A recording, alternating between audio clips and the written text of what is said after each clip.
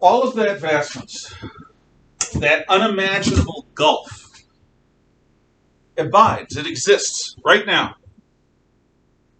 What we consider normal human experience is normal within our scope, but our scope is very limited. Don't assume that you understand what is normal or what is usual, except within a certain context. It's not your fault. I'm the same way. All humans are. We are mortal, finite beings. We do not have a godlike perspective. One of the things I hate and despise about socialism is it presumes that human beings can comprehend the economy, the society, and the greater good. I've never met a person capable of that. Not reliably. Not beyond a certain fallible point. We exist in a massively, unimaginably infinite space, or nearly infinite space. And that's simply one dimension. Yeah, there's length, there's width, there's height, and there's time. Let's look at that other dimension, time. There it was. It's gone. We can barely perceive time directly. We have our memories, which help us connect to the past. Yep, he snapped his fingers. Yes, he did. We have, perhaps unique among the creatures on Earth, the capacity to understand that we are mortal, that we will die, that everything that we know, our societies, those things we take as eternal bedrock, they're temporary. They are within a context. To have come into existence will go out of existence. Now, that's not a very happy thought, is it? It's sort of depressing, but Frank Herbert once said that the beginning of terror is to appreciate one's own mortality. The end of terror is understanding its inevitability. We are what we are. It is part of the truth of our existence, and there's nothing we can do to change it. And to the extent that you try to eliminate our mortality, you end up entering the world of comic book villainy. Evil supervillain stuff. We are what we are.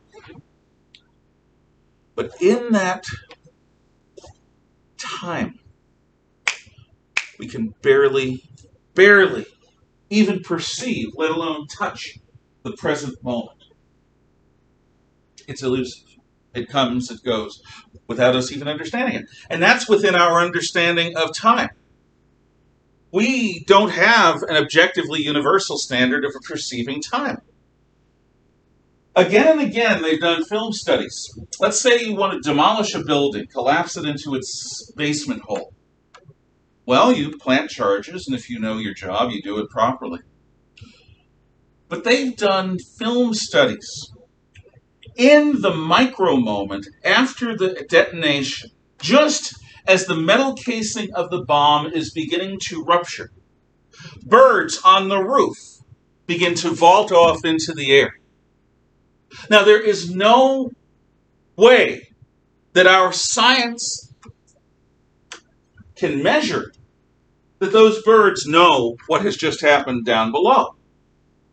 There's no time for a pressure wave of air or even for a flash of light, let alone the sound.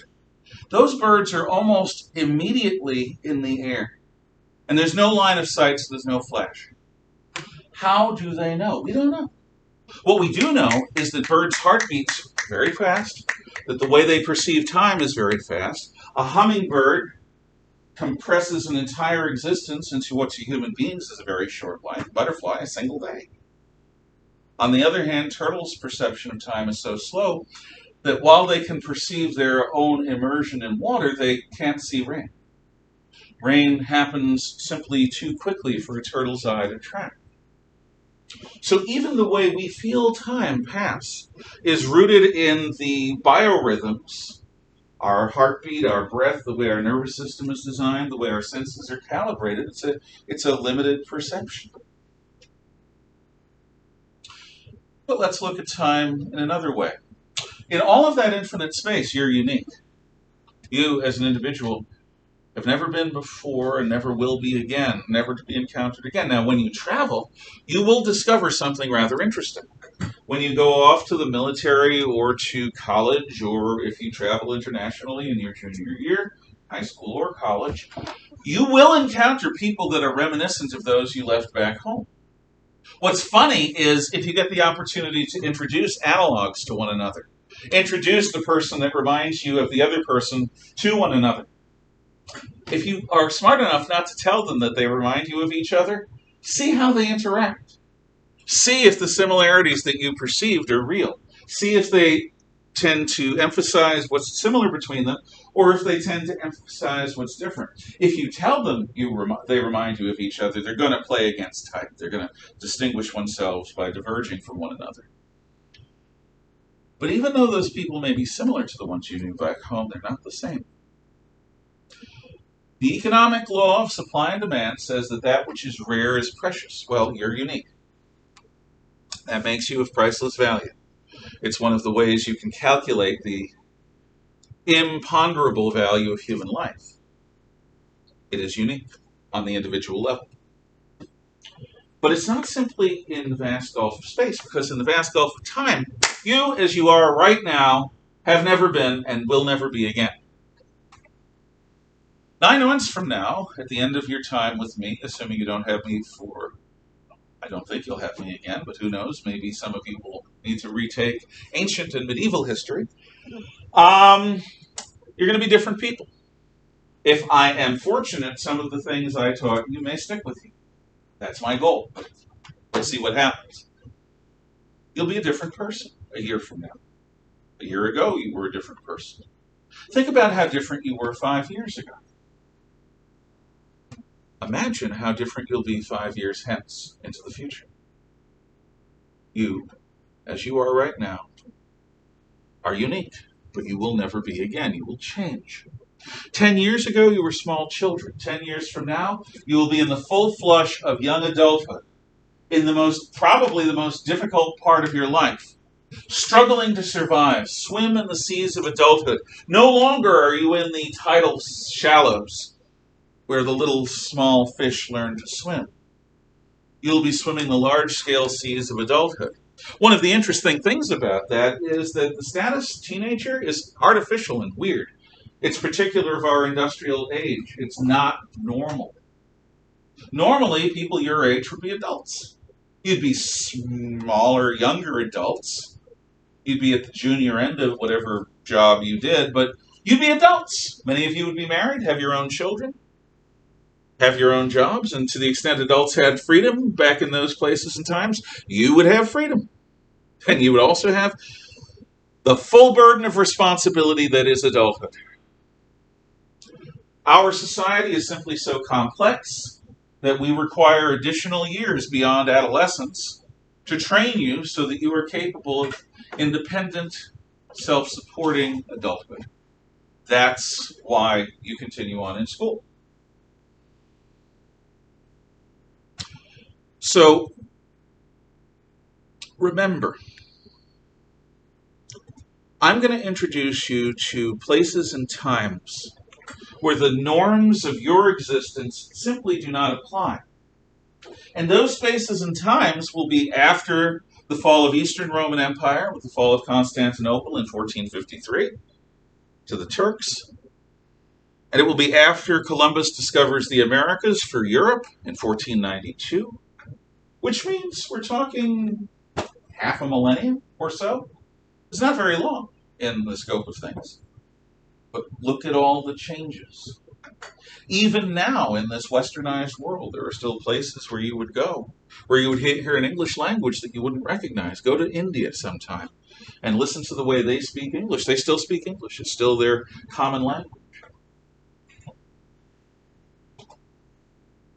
So, what I'm going to do is I'm going to introduce you to your cultural self. The Spanish philosopher José Ortega y Gasset once said, "You are yourself plus your circumstances." Well, hello yourselves. That's your personality, the experiences you've had by earning them by traveling around the world in your body, the vicarious experiences you've had by reading books, watching movies, playing computer games. That's you. But your cultural self, your cultural heritage, that's the heritage of Western civilization. Well, that's what I'm going to teach you. Or if you had me last year, what I'm going to go on teaching you. As Americans, which most of you are, there are people in this world that would happily slit your throats right now, if they could. You have a target on your forehead. Why?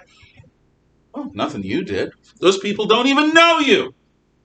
However, the United States stands for things in the world. Your cultural ancestors have taken part in struggles against evil and have struggled to make this country less evil. And yes, evil exists. I'm old enough to have encountered it personally on many occasions, and I study history. History is, in many ways, a catalog of the evil that men do. Because of your cultural heritage, you as members of Occidental, Western civilization, you as citizens of the United States, have an identity. And many of you don't know a lot of it. This identity leads to the concept of inalienable individual human rights. It led us to the moon, to the development of the internet, and to fighting communism, radical Islam, National Socialism, Japanese and German imperialism. All of this plays into your cultural identity. Why we speak English, why we use the Latin alphabet, why we have Judeo-Christian norms. All of this comes from your cultural heritage. So that is our overall goal. Now, in a moment, what I'm going to do is call each of you up one by one. When you come up, please get a book, starting in this pile, going down. Then take this pile, go down, and if any of you get to this pile, that's fine. I want you to do this fairly much in order. Then you shall come over here, because this is European history, and take the note pack for the first quarter, your syllabus and class policies document, a case study packet, a chapter survey, and a chapter survey form. Check the air conditioning. This thing has a mind of its own. And I don't agree with it. There we go. So, I wonder if I have internet. I'll get a call from Ms. Mitchell at some point, and I will tell her. So here we are in period P. And if I don't call you because you're not on my list, I'll have you wait until the end, and then I'll have you sign in. So we will start with Ms. Antrim, followed by Ms. Browson, followed by Mr. Brzee. Come up in that order, get a book, and get those things. Mr. Brzee, you're one of the three I called. Okay, is there getting ready? Ms. Crawford, Ms. Daigle, Ms. Davis. So, are you Ms. Antrim? Okay, I've got to sign the book out, so show me the bottom end here. Okay, 16015. Got it. Ms. Browson? Okay, can I see the other edge, please? Thank you. 16016. Very good. Mr. Brzee, 16017. Thank you.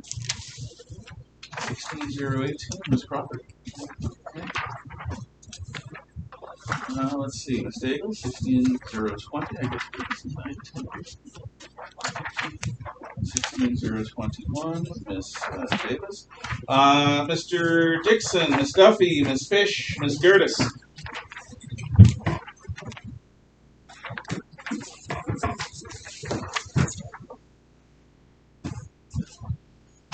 Okay, Mr. Dixon, 16023. Stephanie, 16024. 16025. Thank you. Okay, Mr. Hermsmeyer, Mr. Lambert, Ms. Larson, Ms. Montgomery, Ms. Roscoe.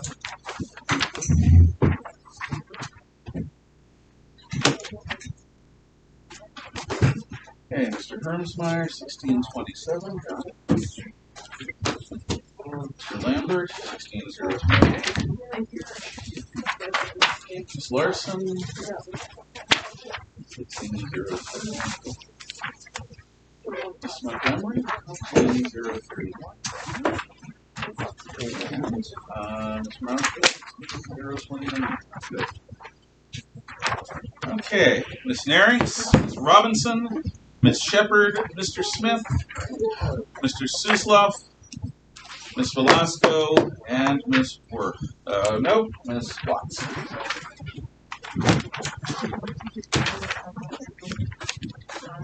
Okay, so Shaughnessy, you're first. Right there. And when that pile is done, just go to the edge and pile there. So we have 16032. Thank you. We only have Smith. Let's see.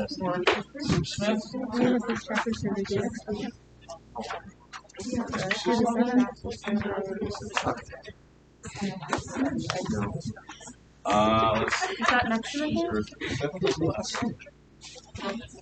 Oh, okay. 16. Yeah. And you are 16028. No, that is. That's true. You wrote it like this. Okay.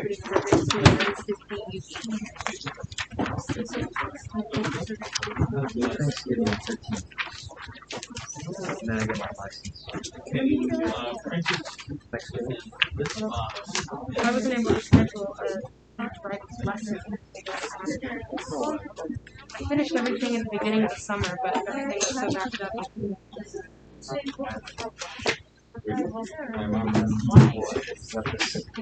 This paper, I like it. And please come up. Oh, where is that? Is that on the... It's on the, yeah. Okay, that's the thing our parents can sign, right? Yeah, it's make sure your kid is 16. And if you would please take from each of those piles. Okay. So, since I seem to have internet again, I am going to call the roll.